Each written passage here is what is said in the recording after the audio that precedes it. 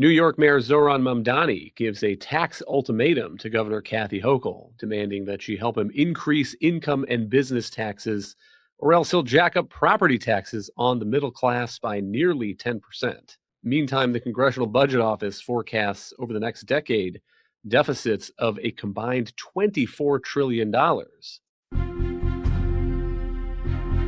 From the opinion pages of the Wall Street Journal, this is Potomac Watch. Welcome, I'm Kyle Peterson with the Wall Street Journal. We're joined today by my colleagues on the Journal's opinion pages, columnists Alicia Finley and Kim Strassel. New York City already has the nation's highest top income tax rate, about 14.8%, when you combine the state rate on top of the city local levy. By the way, that's also on top of the top 37% rate taken by the federal government. But New York's new socialist mayor says he needs just a little bit more to close what he is calling a $5 billion budget gap. Mamdani on Tuesday unveiled a $127 billion budget for the city. He repeated his calls to add 2 percentage points to the income tax rate on the wealthiest New Yorkers, while also calling to raise the corporate tax from 11.5% to 7.25%. But to do that, he needs help from Albany, and if he doesn't get it, he is saying he will take a local alternative. Let's listen to a piece of the mayor's press conference. At the heart of this path is a property tax increase. This would effectively be a tax on working and middle-class New Yorkers who have a median income of $122,000. The second path also requires us to raid our reserves. It would mean withdrawing $980 million from our city's rainy day fund in fiscal year 2026 and $229 million from the Retiree Health Benefit Trust in fiscal year 2027. These are steps that have been taken before, but only in moments of extraordinary external crisis. Mayor Bloomberg's response to the 2008 financial collapse and Mayor de Blasio's response to the enormous revenue shortfall caused by the pandemic. We do not want to have to turn to such drastic measures to balance our budget. Alicia, what do you make of that pitch by the mayor to Albany and Governor Hochul? Essentially, give me what I want, or the middle-class homeowner in Queens or Brooklyn is going to get it. Right. He's not even being subtle or coy about it with his ultimatum here. This would affect about, as he showed on his slides, about 3 million property owners. Most of these people are middle-class homeowners in places like the outer boroughs of Queens and Staten Island. Yes, it'll also hit some very rich people who also own condos and co-ops. But the goal here is to bring more public pressure to bear on Albany, in particular Governor Kathy Hochul, who has been somewhat cool to his proposals to raise corporate tax rates and the top rate, because they are already very high. As you pointed out, it's the state and local combined tax rate in New York City is 14.8%, which is the highest in the country. He wants to increase it to 16.8%, which would increase the federal and state and local combined to upward of 50%. And it would just render New York City increasingly uncompetitive for jobs and capital. There was an interesting report that came out this week that shows actually JP Morgan now has more workers located in Texas than it does in New York City. And you're seeing increasing flight from traditional banks to the Dallas area, and then more like the fintech and hedge funds are moving to Miami. So this would probably accelerate that. He's pitching this property tax as an alternative. But again, he would be hurting the very middle-class people who he claims he's trying to help. Those kinds of numbers about New Yorkers and businesses leaving New York, or maybe just expanding in other places, I think ought to set off alarm bells for leaders in the state. This Miami expansion that Alicia's talking about is sometimes called Wall Street South. In Texas, they are talking of Y'all Street.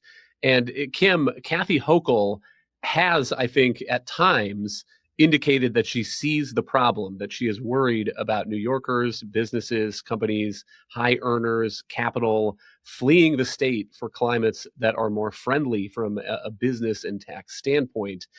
What's interesting about this particular moment is that Hochul had been facing a primary challenge in the Democratic primary here coming up, her gubernatorial reelection, from Lieutenant Governor Antonio Delgado. And Hochul seems to have fended that off in part by cozying up to Zohran Mamdani, getting his endorsement. And Delgado last week dropped his challenge to Hochul. And so Hochul now, because of her alliance with Mamdani, has maybe a little bit more breathing room at this moment now to tell Mamdani, no, she isn't going to go along with that. What do you make of the choice that she's being faced with? Well, first of all, a little bit more on those flight numbers that you and Alicia were talking about. I actually did a little research. The Citizens Budget Commission noted that in recent years, more than 125,000 New Yorkers have left just for Florida alone, taking with them about $14 billion worth of income. Meanwhile, the city's extraordinary taxes that it already levies and all of its rules and regulations. In last year, the Economic Development Corporation reported that 5,000 businesses net last year either closed their doors or moved out of the city. You had some creation of new businesses, but that was offset by a loss of about 8,400 employers, which is the weakest quarter for business formation since the height of COVID-19. So things are looking pretty grim. I can't see how this is going to help. And Hochul definitely knows this. And there's two ways of looking at this. I mean, yes, you could argue that because Delgado has gotten out of the race, that now there's less pressure on her. Then again, she also doesn't have to fear any competition from him. And on the other hand, could maybe fold to Mamdani's demands. It's really hard to know. She so far has made clear she does not want to head into this election season as a tax hiker. But this could also be a little bit beyond her control too. His pitch was not just to her, but to all of the politicians in Albany. A lot of them are very progressive. They are on board with the idea of raising taxes. And the pressure, she's not been great over the years withstanding that kind of progressive pressure. Also note, Mamdani recently endorsed her, one of the reasons Delgado got out of the race. So what does she feel that maybe she owes him? Does also this, and by the way, I don't call it an alternative. It's outright extortion. What does this extortion mean to her in the end? And will she feel compelled to have to move to do something in order to not land with what he's clearly trying to do, to put the blame on Albany and on her if the middle class folks in his city end up getting saddled with the tax hikes that he's proposing? But one question for the political analysis, Alicia, I guess, is whether middle-class voters, if they get that nearly 10% property tax increase, are going to buy that argument from Mamdani that he had no choice. He tried to convince Albany, he tried to convince Kathy Hochul to put all of that burden on these wealthy who are not paying their fair share. I honestly wonder whether people will buy that line. And then a similar kind of question, what do you make of the income, the revenue, and the spending in the city of New York? Mamdani is making the argument that there's this budget gap. He's been left a problem to clean up by the outgoing Mayor Eric Adams administration, which is a classic line for any new politician coming in. Look at me, we're having to undertake some hard choices here to clean up my predecessor's messes. Is that the reality of what's happening in New York? Well, look, to the extent that there's a kernel of truth in what Mamdani said, it is that the previous administration may have underestimated the spending that was going on and may have used some gimmicks, counting gimmicks that are actually very common in blue state budgeting that kicks the can down the road. Now, he unveiled a budget that's $127 billion, and that's actually $10 billion more than last year. So clearly, he's spending beyond the city's means. If he merely held spending flat, there would be no need for any kind of tax increase. You wouldn't have a deficit. He's saying that there's now a $5 billion deficit. There was actually just a couple of months ago, the projected deficit was $12 billion. But actually, there's been a surge of revenue from end of the year Wall Street bonuses as there sometimes is when you have a lot of deal making on Wall Street or or a lot of trading fees and the banks are doing really well. So it's kind of ironic that he has actually tremendously benefited from these kind of Wall Street bankers he likes to assail. Just to put the revenue and spending numbers in another context, New York City's revenues, and this is just excluding property taxes, about doubled since 2009 before the pandemic. And the state tax revenue has actually increased 2/3. And a lot of that, again, is because of one, higher capital gains. The city actually levies an income tax.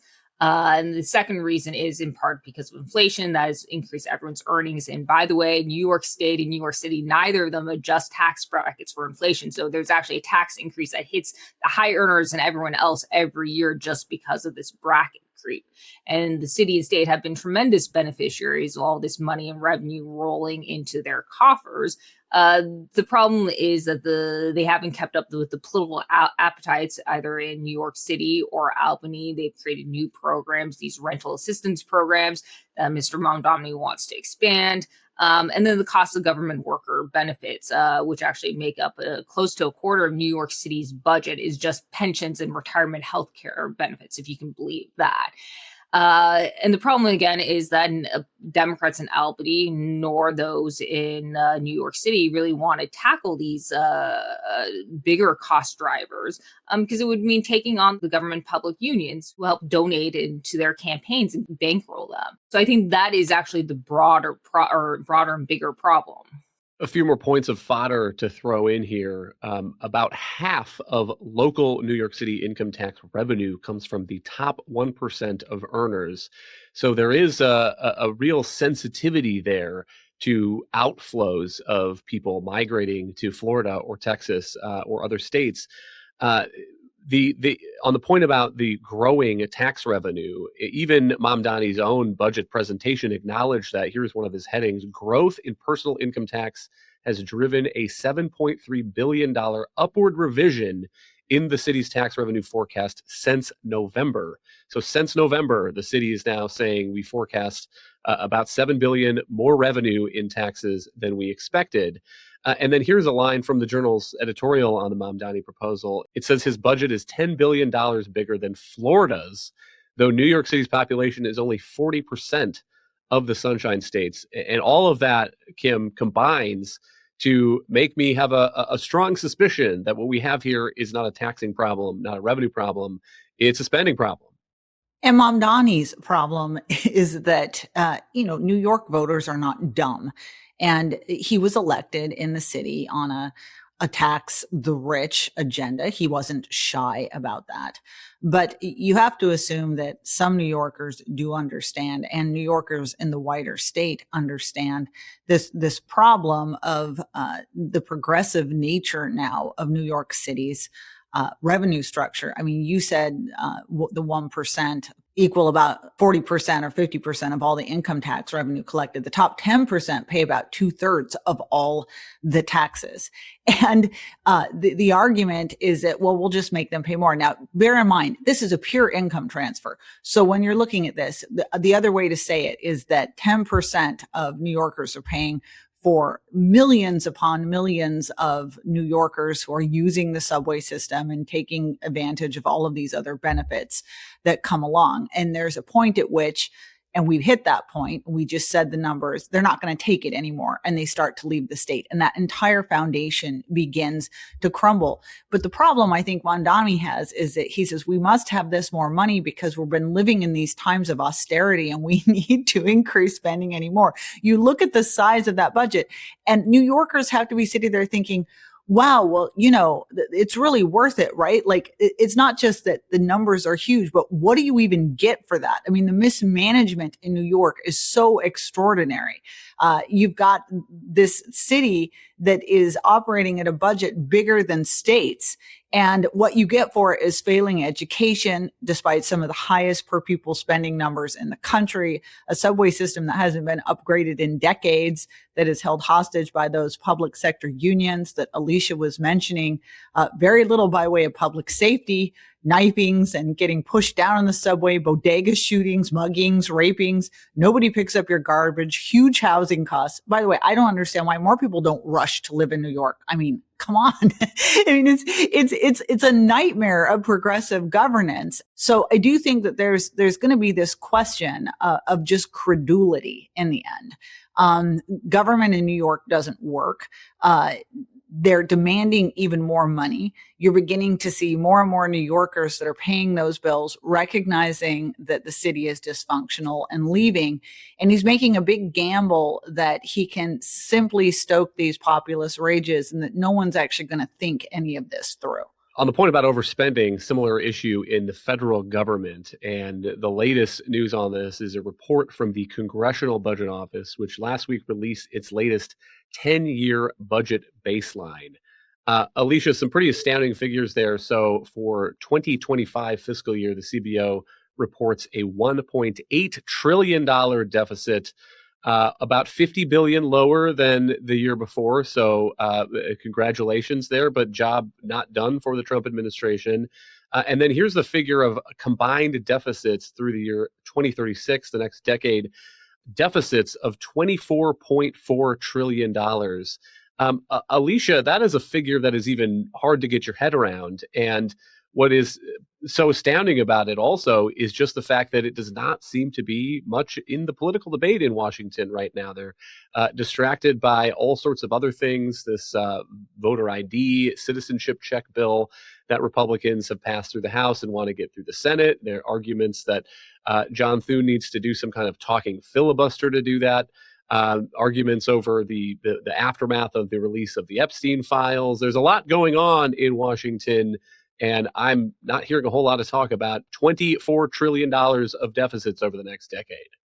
Right. So I think they all kind of patted each other in on their back after the passing the one big beautiful bill in last summer that included some important notable reforms to student loans, as well as to food stamps and Medicaid, and imposed some kind of work requirements, required states to have to pay a share of their food stamp costs if they had higher improper payment rates, which is essentially if they're giving food stamps to people who shouldn't be getting them. And so there were some notable reforms, and that actually helped bend the cost or the spending trajectory somewhat downward. But the bigger problem that was kind of highlighted by this report is that you're still seeing huge increases in these entitlement programs. And yes, that actually includes Medicaid. Medicaid is still expected to grow by about 47% over the next decade. And that's about double the growth in projected inflation, as well as defense spending. So even though they made some modest reforms, they by no means, quote unquote, cut the programs like Democrats are shouting. Social Security is continuing to grow, and that's in part just because more people or older people are retiring, and benefits grow on autopilot with inflation. And then there's Medicare, which has been just a kind of a beast, and it's not just because the older population is aging. There's a lot of waste in the program, and that's in part because about half of the program is fee for service, and so hospitals have figured this out, and what they do is they just increase coding. This is a separate kind of tangent, but they essentially bill Medicare for more procedures, more treatments, higher what they call intensity of care. The other provision or other part of program, Medicare Advantage, has actually done a fairly good job of kind of cracking down on that. But now Democrats and actually a large contingent of Republicans want to curb it and limit that program. There's also the issue with the Medicare Part D program, which has been growing much, much faster than CBO expected a few years ago. And that in large part stems from changes that were made as part of the Inflation Reduction Act to the design of the Part D benefits. Now, these actually were expected. They made the benefits more generous in part by capping the out-of-patient costs at around $2,000. They also shifted more of the cost to the insurers and the drug makers in the part of that exceeds the out-of-pocket costs. But the result is that the premiums have actually been increasing in the program, and the government has actually, because of the quirks in the design of the program, they've actually been having to pay the insurers more to keep the premiums down, and that has resulted in a lot higher costs than CBO projected a few years ago. So you're seeing Medicare costs increase. And as a result, you're seeing the interest on the debt as the government spends more, it has to issue more debt. And you haven't seen interest rates really come down much. The CBO still expects the 10-year Treasury to average about 4.3% over the next decade. And in, last decade, it was, in the two handles, right? So higher costs of paying the debt and higher interest payments are also contributing to these rising deficits.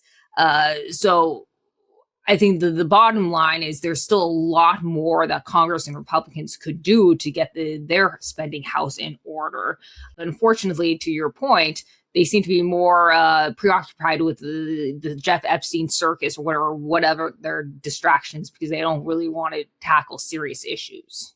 But the result of that, to my mind, Kim, is that we are barreling toward giving voters in the next decade or so the kind of choice that Mamdani wants to put to Kathy Hochul. I mean, look at the Social Security Trustees report. The latest one says that the Old Age Survivors Insurance Trust Fund will be able to pay 100% of total scheduled benefits until 2033.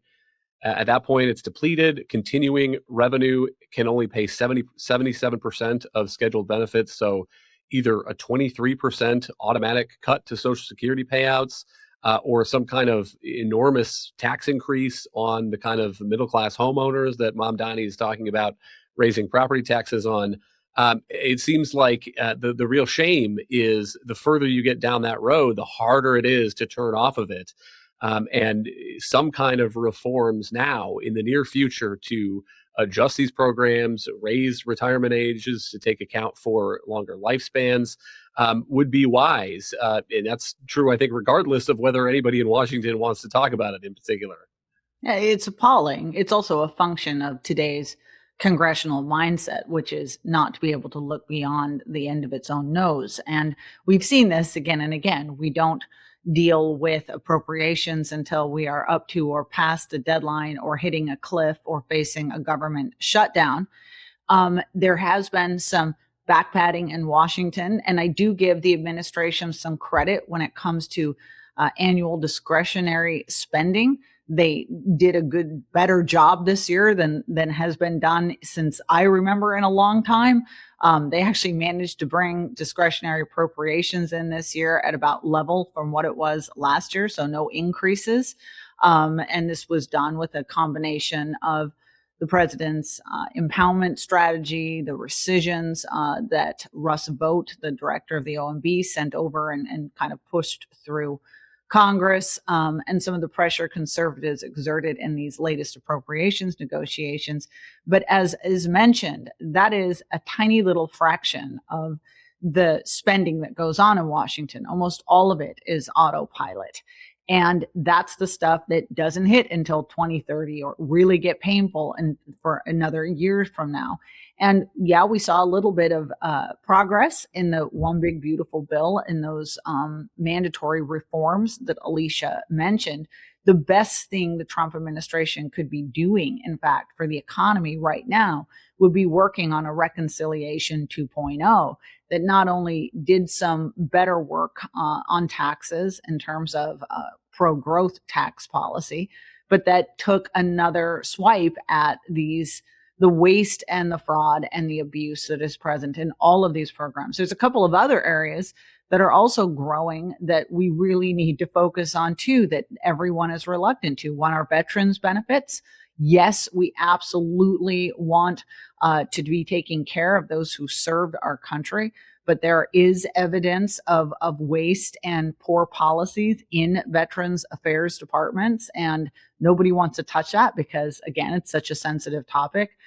Mortgages, what Fannie and Freddie are costing this country in terms of accounting for the market risk of mortgages that Fannie Mae and Freddie Mac guarantee.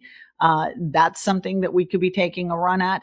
But the problem is not just an inability to look to the future, but the short-term nature of elections too. Every other year we're in another election cycle, especially in the House, and the courage to deal with any of those problems in the run-up to a midterm is practically zero. And so that seems to be winning sway right now in the Republican circles. In particular, Republican moderates don't want to be asked to do anything tough or mean or look like they're taking away a single dollar of benefits from anyone as they go into a midterm. Their voices seem to be winning the debate at the moment. And we have a president, and let's just be honest, this has never been one of his top focuses. And so he's not out leading the charge. And you need that kind of leadership to get that kind of very big change done.